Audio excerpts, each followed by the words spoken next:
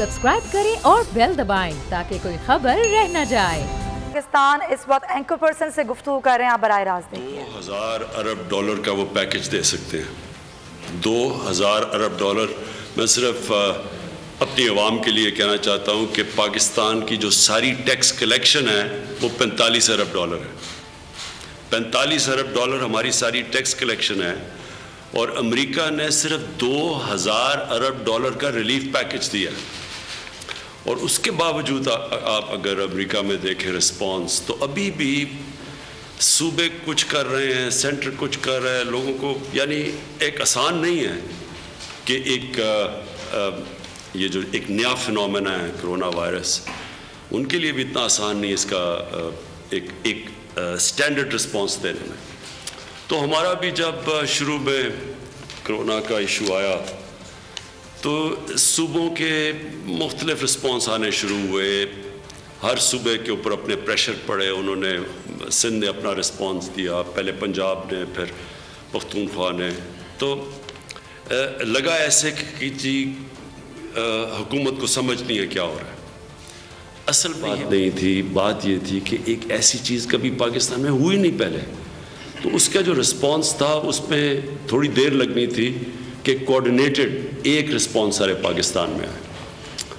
तो फिर से मैं लोगों को याद करा दूं, आज से 2 हफ्ते पहले हमने अपनी नेशनल सिक्योरिटी कमेटी की मीटिंग की। उसमें हमने लॉकडाउन शुरू कर दिया सारे पाकिस्तान में, स्कूल कॉलेजेस बंद करके, खेलों ख़त्म कर दी, PSL।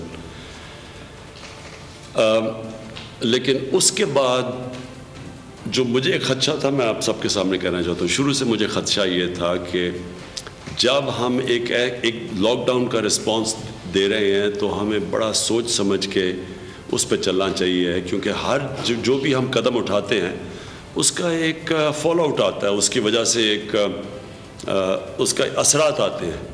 तो मुझे शुरू से जो खौफ था कि हमारे जो कमज़ोर तबका है, हमारे जो गरीब लोग हैं, हमारी जो कच्ची बस्तियाँ हैं, हमारा जो डेली वेजर है, जो टैक्सी रिक्शे चलाने वाले, छाबड़ी वाले, मुझे शुरू से खौफ था कि अगर हमने एकदम सीधी 5वें गियर में चले गए और ज़्यादा लॉकडाउन लगा दिया तो इस तबके के लिए बड़ा मुश्किल होगा, क्योंकि हमारे पास कोई पाकिस्तान में इंफ्रास्ट्रक्चर नहीं है, या सोशल सिक्योरिटी नहीं है, या ज़्यादा हमारा जो लेबर है वो इनफॉर्मल सेक्टर में है। तो इसके लिए जब तक इस तबके के लिए हमारे पास कोई डेवलपमेंट, हमारी स्ट्रक्चर नहीं डेवलप होता, तो मेरा ख्याल था कि हमें इंक्रीमेंटल रिस्पांस करना चाहिए। अब वो रिस्पांस जो अगर हम कहते हैं ना हाइंडसाइट होती तो करना चाहिए था, अब वो हम कर रहे हैं। आज हमने फैसला किया सारे सूबों ने, चारों सूबों, GB और आज़ाद कश्मीर, हमने मिलके फैसला किया कि सारी जो गुड्स ट्रांसपोर्ट है, जो चीज़ें आप ट्रांसपोर्ट करते हैं, जो सामान की ट्रांसपोर्ट है, जो उसके ऊपर मुकम्मल तौर पे उसको हमने आज़ाद छोड़ दिया, यानी किसी किस्म की रिस्ट्रिक्शन उस पर नहीं है। अब शुरू में वो ट्रांसपोर्ट पर रिस्ट्रिक्शन लग गई, और वो रास्ते में जो चीज़ें आनी थी, गंदम एक चीज़ है इस वक्त कि आटा महंगा हो गया कई जगह के ऊपर, क्योंकि वो ट्रांसपोर्ट को रोक दिया गया और चेकिंग शुरू हो गई। तो आज हमने फैसला किया है कि एक सूबे से दूसरे सूबे कोई किस्म की ट्रांसपोर्ट के ऊपर अब रिस्ट्रिक्शन नहीं होगी। और दूसरी चीज़ कि जो हमने सब ने फैसला किया है कि जो फैक्ट्रीज़ हैं, जो खाने पीने की चीज़ें, जो एनर्जी सेक्टर है, जो भी ज़रूरियात हैं, जो भी खाने पीने की चीज़ों के साथ जो इंडस्ट्री अटैच्ड है, उसको भी हमने अब फैसला किया कि वो बिल्कुल काम करती रहेंगी, और एक मैकेनिज़्म निकाल रहे हैं कि उनके लिए शहरों के अंदर काम करना कैसे हो। वो उस चारों सूबे उसके ऊपर फैसला कर रहे हैं कि क्या क्या वो चीज़ें करेंगे। कि मकसद हमारा ये है कि लोग एक जगह पे इकट्ठे ना हों, लेकिन साथ साथ हमारी पूरी कोशिश ये है कि जो सप्लाई साइड है, लोगों को चीज़ें पहुँचानी है खाने पीने की, उसके अंदर किसी किस्म की रुकावट ना आए। ये एक मुश्किल बैलेंस है ये, क्योंकि कभी ऐसी चीज़ हुई नहीं कि एक तरफ आप ये भी चाह रहे हैं कि ये वायरस फैले भी ना, اور وائرس ہمیں پتہ ہے پھیلتی ہے جب لوگ زیادہ جمع ہو جاتے ہیں. دوسری طرف یہ نہ ہو کہ ہم اس کو وائرس کو روکتے روکتے اپنے ملک میں وہ حال پیدا کر دیں کہ یہاں بھوک سے لوگ مرنا شروع ہو جائیں, یا لوگوں کے پاس عام لوگ جو سب سے ونربل طبقہ ہے, جو نچلا طبقہ ہے, اس کے لیے کھانے پینے کی چیزیں غائب ہو جائیں یا اتنی مہنگی ہو جائیں کہ ایک عام آدمی افورڈ نہ کر سکے. تو یہ آج پہلا قدم ہم نے اٹھایا ہے کہ ایک اسٹینڈرڈائز رسپانس آ گیا ہے کہ ساری جو ٹرانسپورٹ, جو چیزیں ٹرانسپورٹ کرتی ہے, پیسنجر ٹرانسپورٹ پہ ریسٹرکشنز ہیں, لیکن جو چیزیں, جو بھی کسی قسم کی چیز ٹرانسپورٹ ہوتی ہے سڑکوں پہ, اس کے اوپر مکمل طور پہ کسی قسم کی اب رکاوٹ نہیں ہے. اب میں دو اور چیزیں کہنا چاہتا ہوں. ابھی تک اللہ کا خاص کرم ہے ہمارے ملک میں, تھوڑی ہم نے بھی احتیاط کی چائنا سے مل کے, چائنیز گورنمنٹ کے ساتھ, کہ کوئی ایک بھی چائنا سے ہمیں کرونا کا کیس ابھی تک نہیں آیا. ہم سب جانتے ہیں کہ ایران کے بہت برے حالات ہیں, وہ کنٹرول نہیں کر سکے, انہوں نے لوگ بھیج دیے تافتان میں, صحیح طرح کوارنٹین اس سائٹ پہ نہیں ہوئی, اور پھر ہمارے پاس بھی وہاں فیسلٹیز نہیں تھی. تو زیادہ تر جو 70% ہمارے ملک میں ابھی تک کرونا کیسز آئے ہیں وہ ادھر سے آئے ہیں. لیکن جو اللہ کا خاص کرم ہے کہ ہمارے ملک میں ویسے کرونا نہیں پھیلی جیسے کئی اور ملکوں میں پھیلی ہے. تقریباً ہمارے ساتھ ہی پہلا کیس ہوا تھا اٹلی میں, 2 ہفتے پہلے ہوا تھا امریکہ میں, قریب 1 ہفتہ پہلے پاکستان سے امریکہ کا کیس ہوا تھا. لیکن آج وہاں 60,000 لوگ کی 80,000 لوگ ہو چکی ہے, اور اٹلی میں تو ایک دن میں 600-700 لوگ مر رہے ہیں. اور ہمارا اللہ کا خاص کرم ہے کہ ہمارے ملک میں ابھی صرف جو 9 میں نے دیکھا تھا لیٹسٹ کہ 9 لوگ صرف کرونا کی وجہ سے وفات پا گئے. لیکن جو ہماری سب کی اس قوم کی تیاری ہونی چاہیے کہ یہ کوئی گارنٹی نہیں کہ 2 ہفتے بعد ایک دم کہیں سے کرونا ایک دم کیسز اوپر چلے جائیں. ہم آج بیٹھ کے کوئی یہ نہیں بتا سکتا. دعا کر سکتے ہیں اللہ سے, کوشش اپنی ہم پوری کر رہے ہیں جس طرح ہم نے لاک ڈاؤن کیے ہوئے ہیں. لیکن آج ہم یہ نہیں کہہ سکتے کہ 2 ہفتے کے بعد پاکستان میں کرونا کا کیا صورتحال ہوگی. اس لیے جو میں آج آپ کو خاص دعوت دی میڈیا کو, اس لیے ہماری کوشش اب یہ ہے کہ ہم پوری طرح تیاری کریں.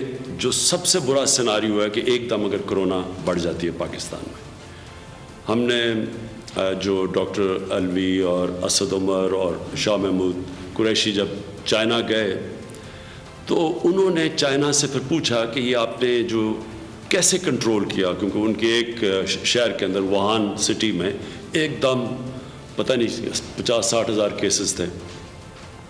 تو یہ بڑا سب کے لیے یہ بڑا امپورٹنٹ ہے سمجھنا کیسے انہوں نے کنٹرول کیا. انہوں نے جب لاک ڈاؤن کیا تو انہوں نے لوگوں کے گھروں پہ کھانا پہنچایا. انہوں نے جو پاکستانی بھی اسٹوڈنٹس وہاں ہیں تو وہ بھی بتاتے ہیں کہ ان کے جو ہاسٹل کے نیچے باقاعدہ کھانا اور ساری جو بھی چیزوں کی ضرورت تھی وہ پہنچ جاتی تھی. اب ہمارے لیے پاکستان میں یہ بڑا مشکل ہے. آج اگر ہم لاک ڈاؤن کرتے ہیں, اگر شہر کو لاک ڈاؤن کرنا ہو تو ہمارے لیے وہ اس وقت انفراسٹرکچر نہیں کہ ہم لوگوں کے گھروں پہ جا کے کھانا پہنچائیں. تو اس کے لیے آج میں ایک پہلا قدم اٹھا رہا ہوں کہ اگر آگے جا کے ہمیں مسئلے ہوتے ہیں تو ایک فورس بنا رہے ہیں, اور اس کے لیے ہم پوری تیاری کر رہے ہیں. یہاں جو پرائم منسٹر آفس میں سٹیزن پورٹل ہے, اس کے ذریعے اب ہم اس کی پوری ممبرشپ کریں گے. 31 مارچ کو جو پرائم منسٹر کی کرونا ریلیف ٹائیگرز ہیں وہ فورس ہم اناؤنس کرنے لگے. اناؤنس آج کر رہے ہیں لیکن ان کی جو رجسٹریشن ہے وہ 31 مارچ سے شروع ہوگی. 31 مارچ سے ہم سارے پاکستان میں کہہ رہے ہیں کہ جو والنٹیئرز ہیں, جو یوتھ ہے پاکستان کے, جو نوجوان ہیں, جو ہماری طاقت ہے, ہمارا دنیا میں دوسرا ینگسٹ پاپولیشن ہے, یہ بہت بڑی ہماری طاقت ہے. اور خاص طور پہ کرونا کی جنگ میں ہمیں نوجوانوں کی ضرورت ہے. یہ جو ہماری جو فورس بنے گی کرونا ریلیف ٹائیگرز, ان کو ہم نے ڈسٹریبیوٹ کر دینا ہے سارے پاکستان میں. جدھر سے میپنگ کر لیں گے کہ کدھر کدھر سے یہ لوگ یہ ہمارے نوجوان ممبرز بن رہے ہیں.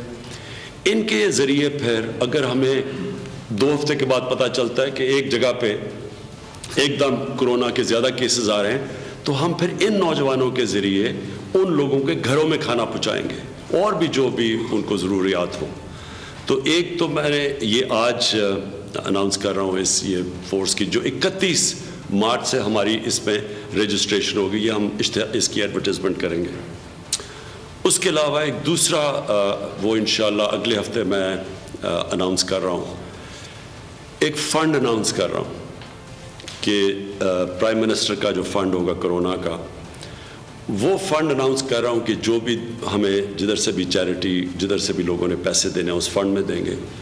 اس فنڈ کا صرف کام یہ ہوگا کہ جو ہمارے بے روزگار لوگ ہیں, جو ہمارے ڈیلی ویجرز ہیں, ان کی پوری ہم ڈیٹا اکٹھا کر رہے ہیں اور ہمارے یہ جو کرونا کے جو ٹائیگرز ہوں گے یہ بھی جا کے ان کا ڈیٹا ہر اپنے علاقوں کے اندر ڈیٹا ہمیں دیں گے.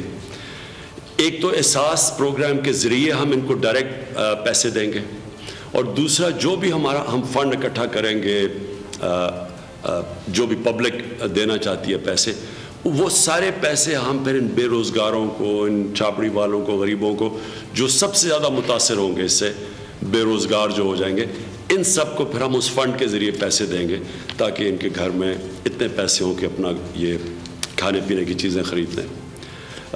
اس کے ساتھ ساتھ ہی اس کے اناؤنس کریں گے کہ جتنی بھی پہلی دفعہ پاکستان کے اندر ایک کام کرنے جا رہے ہیں جو کبھی پہلے پاکستان میں نہیں ہوا. ہمیں سب کو پتہ ہے کہ یا پتہ ہے یا پتہ نہیں کہ پاکستان دنیا میں وہ ملک ہے, 5-6 ملکوں میں سے وہ ہے جو سب سے زیادہ لوگ خیرات دیتے ہیں.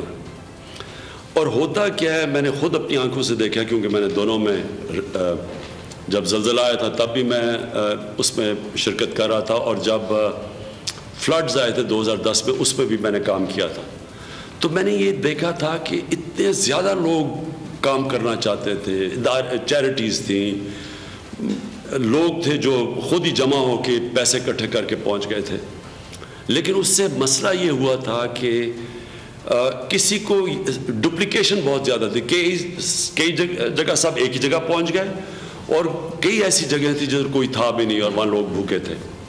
اس باری ہم کیا کر رہے ہیں, اور ہم اب انفارمیشن ٹیکنالوجی کا پورا فائدہ اٹھا رہے ہیں. اس باری ہم یہ کریں گے کہ ایک جگہ سے ہم اپنے جو ہمارے پاس احساس پروگرام ہے جس کا کام ہی یہ ہے کہ مدد کرنا نچلے طبقے کی, ہم ادھر سب کو رجسٹر کر لیں گے. جو بھی پاکستان سے باہر پاکستان میں جو اس میں شرکت کرنا چاہتا ہے یہ کرونا کے اندر جو مشکل وقت آ رہا ہے, ہم سب کو رجسٹر کر لیں گے اور ان ساروں کو بتا دیں گے کہ آپ یہ علاقے ہیں پاکستان میں جدھر آپ کام کر سکتے ہیں, تاکہ سب کو پتا ہو کون کیا کر رہا ہے. یہ نہ ہو کہ سارے ایک ہی جگہ پہنچے جس طرح پہلے. ساروں کو بتا دیں گے کہ یہ ایریاز ہیں جدھر آپ کام کر سکتے ہیں, اور پھر سب کو پتا ہوگا کہ کون کدھر کام کر رہا ہے تاکہ ڈپلیکیشن نہ ہو. تو یہ پہلی دفعہ انشاءاللہ ایک ہم اپنے ملک کا جو اتنا بڑا پوٹینشیل ہے, یہاں بہت میں سب سے زیادہ پیسہ اکٹھا کرتا ہوں اس ملک میں, تو میں جانتا ہوں کہ لوگوں کے اندر کتنا جذبہ ہے.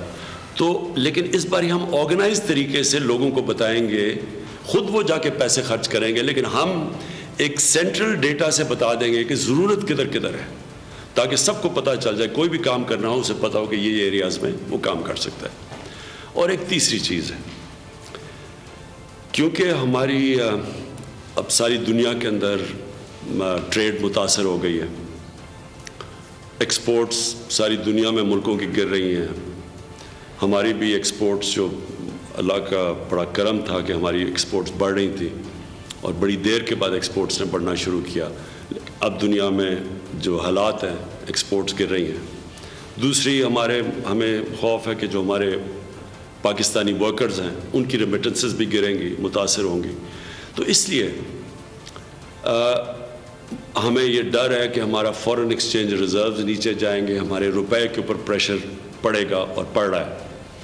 تو میں انشاءاللہ یہ بھی اگلے ہفتے پوری تیاری کر رہا ہوں, اپنے اسٹیٹ بینک کے اندر ایک اکاؤنٹ کھولوں گا اور اس میں میں اپنے اوورسیز پاکستانیز کو خاص طور پہ جو میں سمجھتا ہوں کہ پاکستان کا سب سے بڑا اثاثہ ہے، ایک ہمارا نوجوان آبادی اثاثہ ہے، دوسرا اوورسیز پاکستانی اثاثہ ہے، تو وہ ان کو ہم ایک اکاؤنٹ دیں گے۔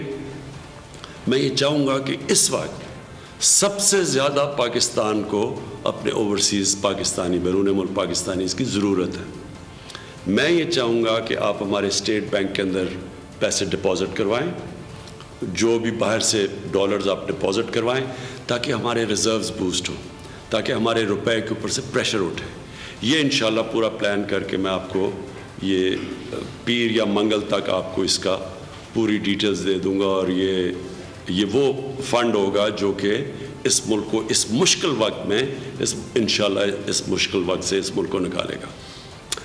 جی میں اب آپ سے سوالات سے پہلے میں یہ چاہوں گا کہ خسرو آپ پلیز تھوڑا سا ایکسپلین کر دیں شارٹلی کہ جو اس وقت مسئلہ آ رہا ہے، میں ابھی جو مجھے تھا کہ جب ہم نے ایک دم لاک ڈاؤن کیا تو چیزوں کی کمی ہو گئی، گندم خاص طور پہ کیونکہ ٹریول نہیں کر سکتا تھا، آٹے کی قیمت اوپر جانی شروع ہو گئی، اور مجھے پتہ ہے کہ سارے پاکستان میں لوگوں کو بڑا فکر پڑی ہوئی ہے اس کی۔ اس لیے خسرو جو فوڈ سیکیورٹی کے فیڈرل منسٹر ہیں، میں یہ چاہتا ہوں کہ آپ ریگولرلی لوگوں کو بتاتے رہیں کہ یہاں اصل میں ہمارے پاس کمی نہیں ہے، یہ صرف اس لیے کہ جو لاک ڈاؤن کی وجہ سے ٹریفک نہیں چلا یا جو ٹرانسپورٹ رک گئی اس کی وجہ سے ہے، تو وہ یہ آپ ذرا پلیز لوگوں کو ایک ایگزیکٹ پکچر دے دیں۔ سبسکرائب کریں اور بیل دبائیں تاکہ کوئی خبر رہ نہ جائے۔